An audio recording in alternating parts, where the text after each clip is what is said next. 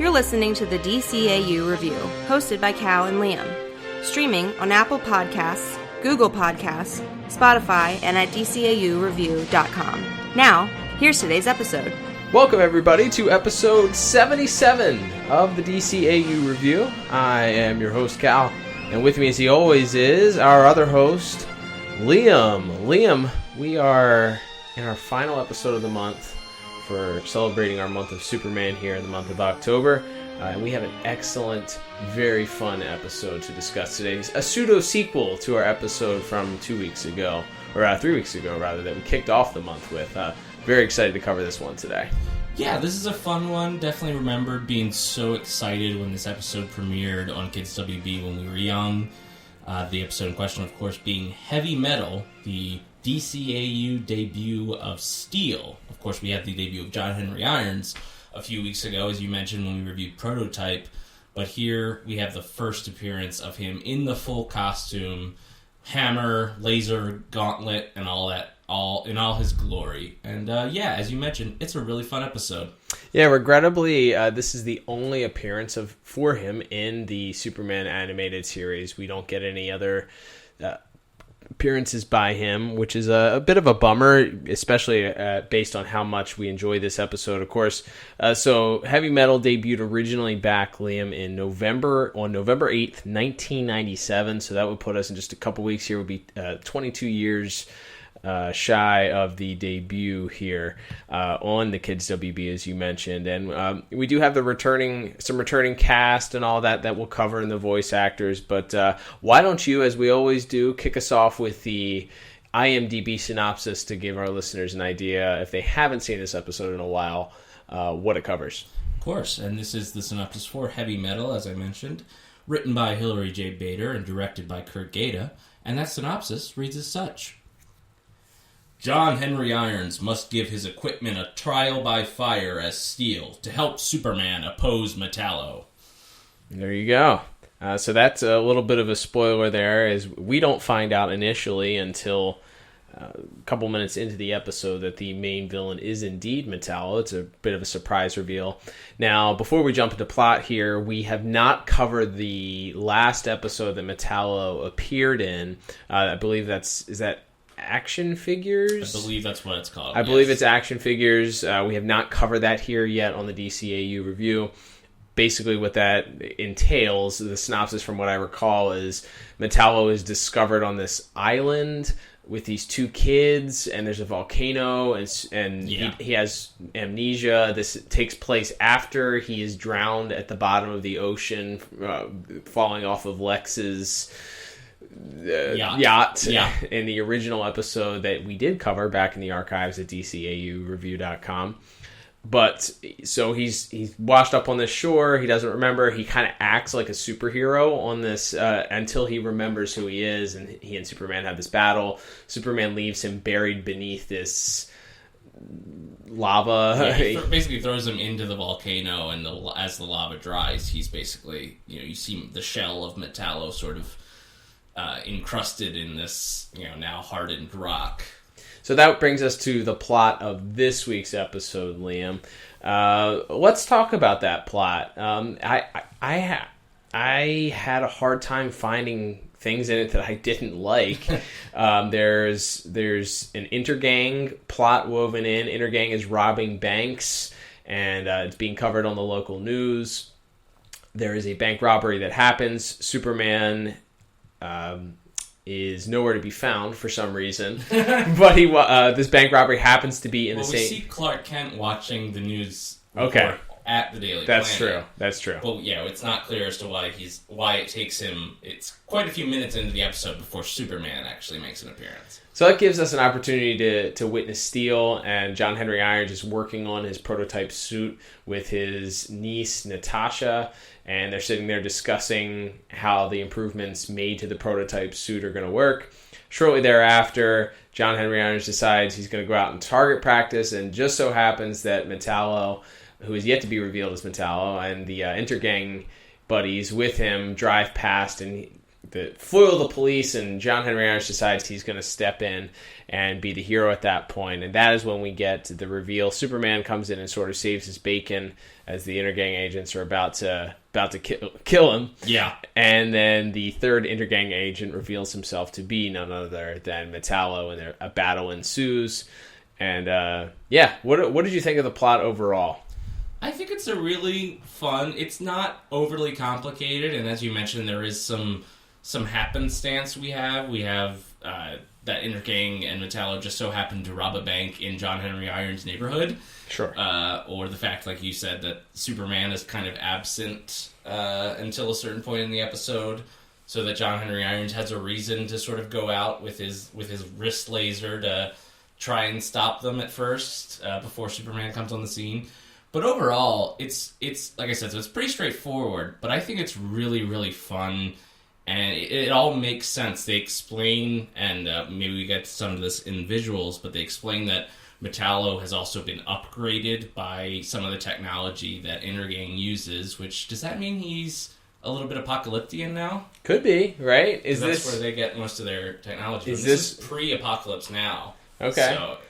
So possibly, yeah, that's interesting. Intergang, there could be some apocalyptic tech in Metallo now. Interesting. But anyway, that's a good point. Yeah, now he can sort of, rather than just having the heart that shoots radiation, he's able to focus it into like laser blasts, and he has like kryptonite vision as well that he is able to fire at Superman. So Superman at first is really trying to keep his distance and is kind of throwing stuff, trying to knock the heart loose from Metallo's chest, and then finally he realizes that Metallo uses his new ranged weapons to weaken Superman and nearly kill him, and that's when Natasha, John Henry Irons' niece, hits him with her car, and they sort of escape with Superman, and then from there it's like the neighborhood is sort of protecting Superman, which I think is a cool little bit. It's a better take of I've got Batman in my basement. Yeah. For me, at least. You have the mortals, the mere mortals, protecting the hero in this case until the hero can come around and kind of save their bacon. Of course, however, in this case, it's not children that are protecting or trying to foil the villain. It's grown adult man that happens to have a super suit at his disposal. But it's great. I think the debut of Steel, his reveal in the costume is tremendous. I really think that and we'll talk about that more in visuals too, but I think that the plot itself lends to a good excuse as to why Superman doesn't just come in and fight his own battle. He's exposed to a lot of the kryptonite radiation. There's Metallo was able to fairly easily track them down. That may be the only plot hole that I felt was they seemed to be speeding away, and he was very easily able to find them and what neighborhood they were in and where they were going and what buildings they just happened to fall into the building that Superman is being held in, and John Henry Irons just happens to have a something that emits yellow sun, and I guess is it publicly known that Superman gets his powers from the yellow sun? I guess. Well, one of the neighborhood people knew about Krypton, and John Henry Irons seemed to know that he needed yellow sun. So I guess that maybe he gave that information to Lois when she writes the article about him in the premiere episodes. Interesting. But that was kind of an interesting thing. That, he puts him in basically what is a tanning bed, and just turns up the yellow sun radiation as high as he possibly can. I really like the plot though, Liam. Overall, I think that Metallo was the perfect villain. You have he even comments later on about the meeting of the metals between Steel and Metallo. There's a good fight scene between the two of them. It allowed, because Metallo is a robot, it allowed a lot of vicious violence from the hammer and back and forth between the two of them. Really, really done really, really well. Because of all of that, and because of just Steel is such a cool character, I think they did this so incredibly well. I gave plot a perfect 10 out of 10. Wow. What about you? Yeah, I'm right in that same ballpark. I went 9 out of 10. It's really, really strong. And I like, as you said, Metallo's a really great villain for this story, because if you're going to create a story where Superman is kind of down and out and needs to be saved by a guy in a metal suit, you need to have a good threat.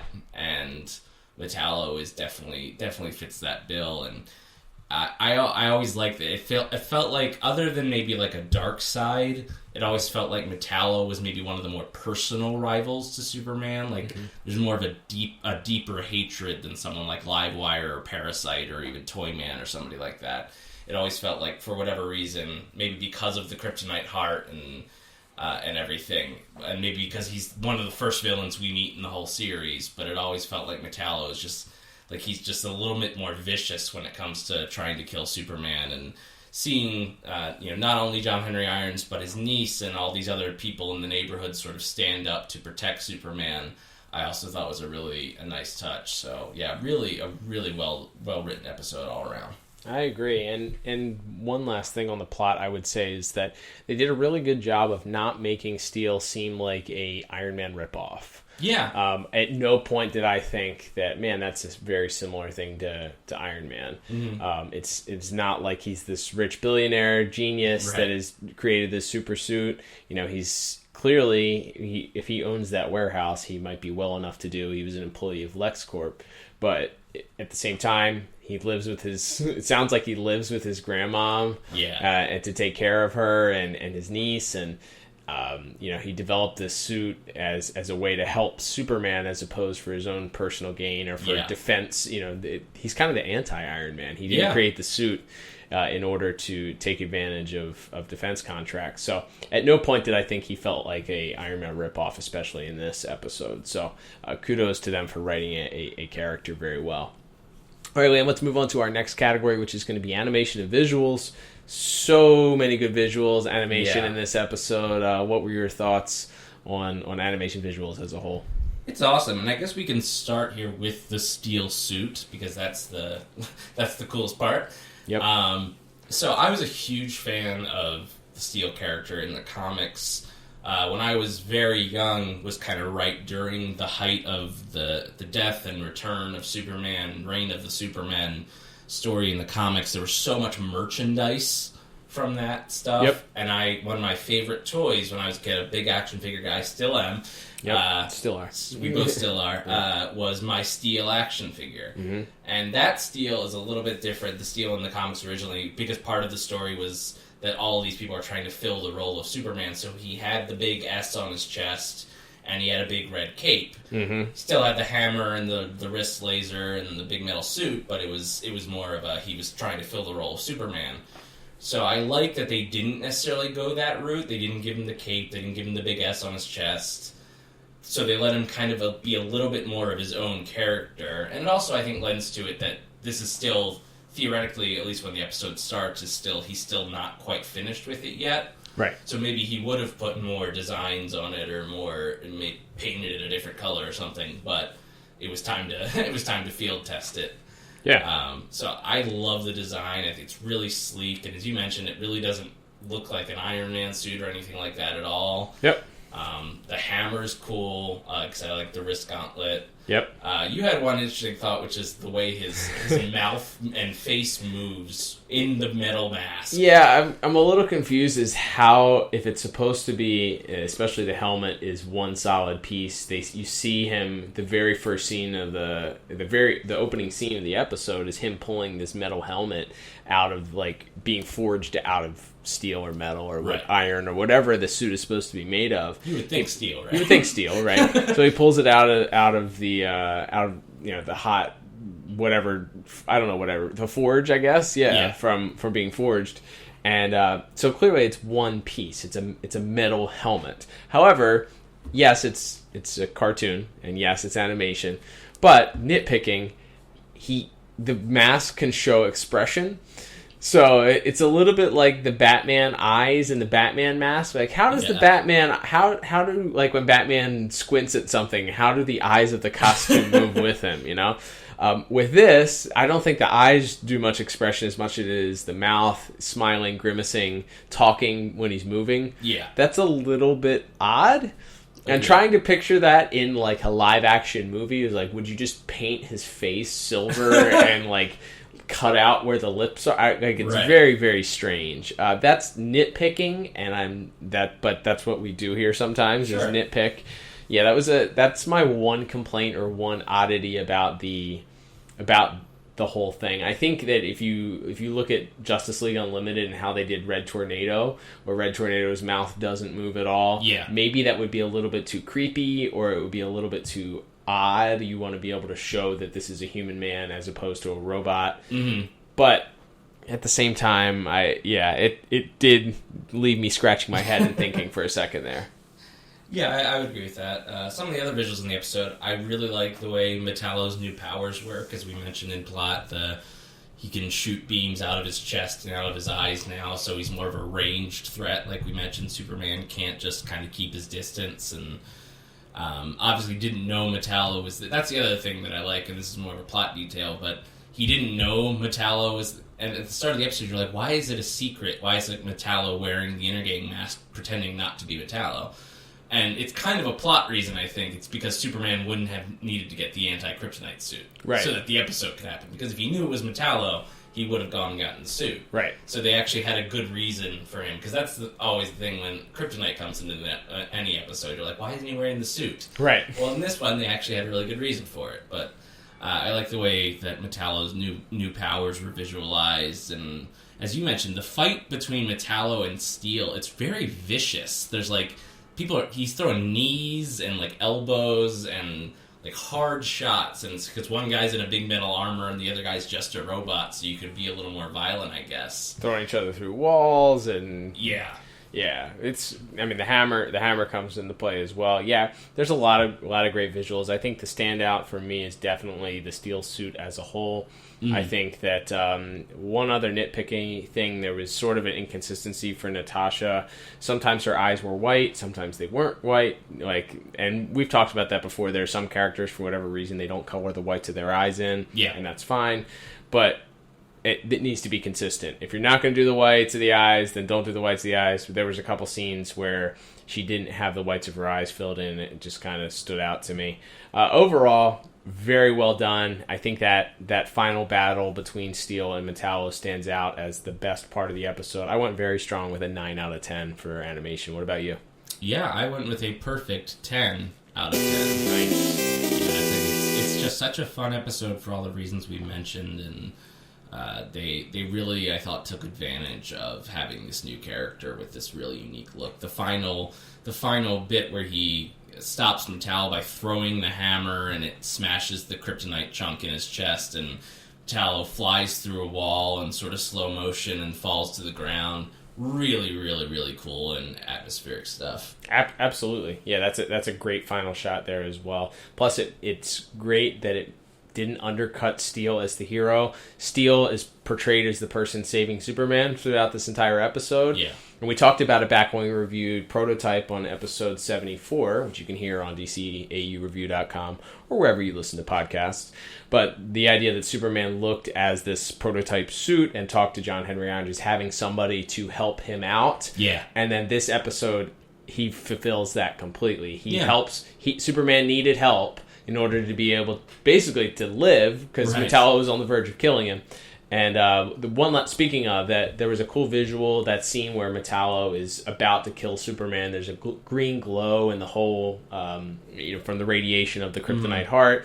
There's an up-close shot of Superman's face in pain, and it's just glowing green. Really, really cool visual there. But, very strong visual episode, and I'm excited to see what the rest of our scores are as we move on here. So let's move on to music, Liam. Some really great music in this episode, too. Yeah, a lot of great percussion, which I don't get to talk about that often. That's right, as a drummer. Yeah, I played the drums, and that's always something that matters to me. You pointed out that the sort of opening theme, when we first see this trio of Intergang, Metallo and his two lackeys, they're robbing a bank, the drums come in, and it sounds even a little bit like the soundtrack of The Last Laugh, one of your favorite soundtracks from any Batman episode. Yeah, you get a little bit of horns, you get some of the drums, and it's very reminiscent of that Last Laugh, which is probably top 3 favorite soundtracks from any of the DCAU review or DCAU episodes. So yeah, I would concur that it was very reminiscent of that, and not in a bad way. It didn't sound like a straight copy. The next scene, right when they introduced that theme, the very next scene, there's some sort of electronic keyboard sounding melody to it, and then of course you have Metallo's theme that comes in later on, which is fantastic. Maybe nitpicking, don't recall a steel theme, don't recall a real strong steel theme, which if the episode is titled Heavy Metal, maybe you give him something that has a guitar, a strong guitar to it, or something in the 80s hair metal band type sound or something like that, or maybe you go in the opposite direction. Maybe you give him something a little bit softer, but I think that there was a little missed opportunity for that, but overall that's nitpicking. Yeah, I'd agree. I think one of my favorite parts is when it's revealed that this third Inner Gang member is Metallo. The music is sort of shifting from just sort of generic action music with the strong drums, and as he tears off his shirt, and you see the metal arm and the spot where the kryptonite heart is, and it just shifts right into the Metallo theme. It feels like a horror movie. It feels like like Freddy Krueger just showed up or something. It's good, and it's really, really well done. So I gave music 8 out of 10. I thought it's really, really strong this episode, and it added a lot. But I would agree that the lack of a steel theme maybe kept this from another perfect score for me. Yeah, that's why I ended up giving it a 9 out of 10 for that reason. I think the lack of steel theme really ended up kind of being a slight detriment. Again, nitpicking. Overall, it's a good soundtrack, and one that, compared to a few of our prior episodes, didn't really have a theme. This one really has some strong musical notes to it. But yeah, maybe a swing and a miss on that last on the steel theme. All right, Liam, let's move on to our final category, which we mentioned before. There's some returning people, some people we already covered in Prototype, but a few guests and a few people that we may recognize from other performances on other episodes of other DCAU shows. Let's talk about our voice actors. Yeah, we have a pretty, as you mentioned, a returning cast mostly this week. Obviously, Tim Daly is Superman, who doesn't have much to do in this episode besides grunt in pain. But he does that well, of course, because he's got a lot of practice by this point in the series. He's fine. Other than that, we have our guest stars. We get people like Lauren Tom playing Angela Chen briefly. They have it's a very funny opening to this episode. We didn't really mention that in plot, but it's like this news channel is just in complete disarray as Angela Chen doesn't know what the hell she's talking about, and she's like yelling at her intern who got her the wrong coffee, and then she interviews Brad Garrett's Bibbo Babowski. Tremendous. Always a fan favorite as he shouts out the episode where they fought a giant gorilla, and then from there, our main guest cast though, we have Cree Summer playing Natasha Irons, Steel's niece, who in the comic actually becomes a superhero, Steel number 2, I guess. I don't know if they ever gave her another name besides that, but I think they just called her Steel. But obviously Cree Summer, who's done a billion voice acting roles, including playing Max on Batman Beyond, and plenty of other roles. She's fine. Like, she's like, she's a Tara Strong type that you can just throw in there and they'll never be anything but good. Right. So she's fine in that role, and she doesn't have a super big role to play. But then we have the returning Michael Dorn as Steel. Again, as we mentioned a couple weeks ago, he also voices Calabac.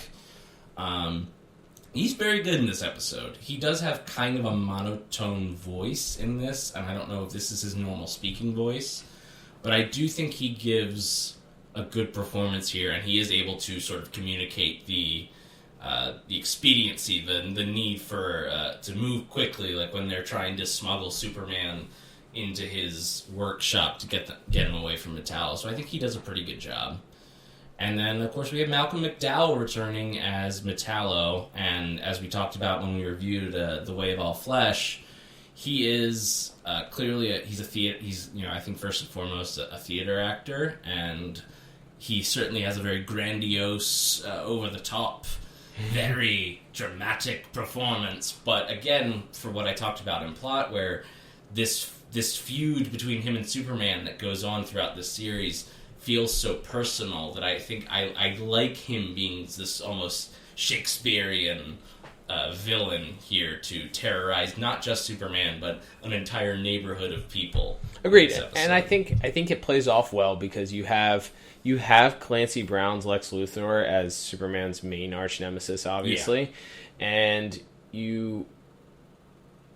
he's so understated and he's so just calm, cool, and collected. Rarely, ranges above his sort of medium monotone voice. He does it effectively, but at the same time, you don't have as many, at least we haven't seen as many of those theatrical villains. Like, you compare to the Joker versus a Riddler in Batman the Animated Series, or even Penguin versus a Ra's al Ghul or something like that, who you have these characters who are all clearly larger than life and big, gigantic, colorful, cartoony characters, but some of them require that understated performance, where others, if they were all understated or all kind of mellow or all kind of just sort of plain, or if they were all dramatic, it would feel sort of out of place. But I think that, his performance as this sort of over-the-top, and it matches because he, as a human being, his,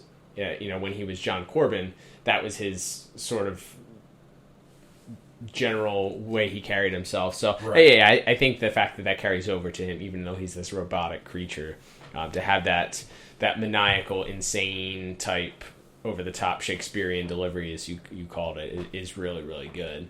I felt like this was a really strong episode for mostly everybody. Nitpicking, I didn't have a lot to say from Superman. Like you said, he's a lot of grimacing and a lot of like, I'm in pain. But I think it's really, really strong. I think I ended up scoring it a 9 out of 10. And I'm right there with you with the same score, a 9 out of 10 as well. We didn't discuss this before we went on the air either. We never do. Just as a reminder, yes. We do not discuss these scores. But well, I guess that would bring it... I hear we do indeed have a bonus sound. And it's not me, so that means it must be you, Cal. It is me indeed. So I went ahead and I actually wrote this down to discuss. I didn't know where to discuss this, whether it was plot, voice, or music. It didn't really fit into either of these or any of those categories. Yeah. So I went ahead and I said, what the heck? I'll give it an extra bonus point. But kudos to the sound engineers who decided to create the sound effect of Steel, to give him this heavy sound. When anytime he moves, he sounds like a heavy piece of machinery. He's not just walking and moving just like a normal human. Even his flight doesn't just sound, it sounds like a jet engine when he's flying around. But when he hits the ground, it's a heavy sound, pun intended, I guess, with heavy metal, but heavy metal sound of him hitting the ground or him walking. And there's this echo of, as there would be if there was somebody walking around in a steel suit, like the clanking when he and Metallo hit each other too. It's this didn't fit into music or voice acting, so hey, what the heck, I'll give an extra point for that, just for that little touch of making him sound like a heavy piece of machinery that's doing battle here. And again, it kind of leads to a little bit of disappointment that this character wasn't again used in Superman the Animated Series, even given his own series. Like it felt a little bit like this may have been testing the waters, and no evidence to support that whatsoever, but testing the waters of a backdoor pilot or something like that, where they could have given Steel his own show. But really, really a shame that he didn't get an opportunity to show up later on. Of course, he is used later on in Justice League Unlimited, as we've discussed on the Prototype episode, but even then, he's not given a whole lot to do here. But this would be a character going forward where, obviously there's 365 other projects that they should do DCAU related before they would do this, but it would be great to see him show up in some sort of larger capacity in a future DCAU project. Definitely agreed. All right, William. Well, that will bring us to our final scores. Totaling everything up for me, with the bonus point included, I have a very, very strong, and I believe my top score thus far for Superman episode, 38 out of 40. Well, that definitely puts it into our top picks category. That We've it only had does. a couple Supermen, Yes. I guess, in that category before. That's awesome. I'm a little bit behind you there at 36 out of 40, but as far as rewatchability, I think we can say absolutely yes, you should watch this Watch episode. it. Yep, absolutely. It's fun. It's pivotal to the plot of Metallo as far as his story arc throughout the Superman animated series. It introduces this character. It's a fun, great, perfect 22-minute cartoon. Absolutely. And it didn't feel like it dragged at any point. So I definitely recommend checking this out. All right, Liam, so that will wrap us up for this week's episode. Thank you, everybody, for checking us out. Don't forget, you can subscribe to us on your favorite podcast app, whether that's Apple Podcasts, Google Podcasts. Of course, also now available on Spotify as well to get those episodes delivered to you the day they launch. You can also always download them and stream them at DCAUreview.com. As Liam said, you can actually check out our top picks there. Our top-rated episodes are all broken down into categories. You can also check out prior episodes involving Metallo. Maybe guest stars like Steel or Supergirl are also broken down on those episodes, but definitely check that out. Also, Liam, they can follow you. You run our Twitter page, as we always say. You're the DCAU Review Twitter guru. So you're over there at DCAU Review. Yep, you can follow us there, and I guess now that we're wrapping up Superman month here in October, we can announce what we'll be doing next week, starting for the entire month of November. We are finally heading back. It's actually been quite a few months, and we held it off because we wanted to do a month that had 5 Saturdays in it so we could get through some of these episodes. We're going back to the OG. We're going back to Batman, the animated series. Finally breaking into those Season 2 DVDs. Super excited about that. Not exactly excited about the first episode that we're going to cover, but we'll get there. We shall see. Absolutely. Very excited to do that. But yeah, don't forget to check us out next week. Also, don't forget to leave us a review on Apple Podcasts. That helps us out immensely. You can give us a 5-star review. But until next week's episode, I am Cal. And I'm Liam. And we'll talk to you on that next episode of the DCAU Review. Goodbye. Goodbye. Goodbye. Goodbye.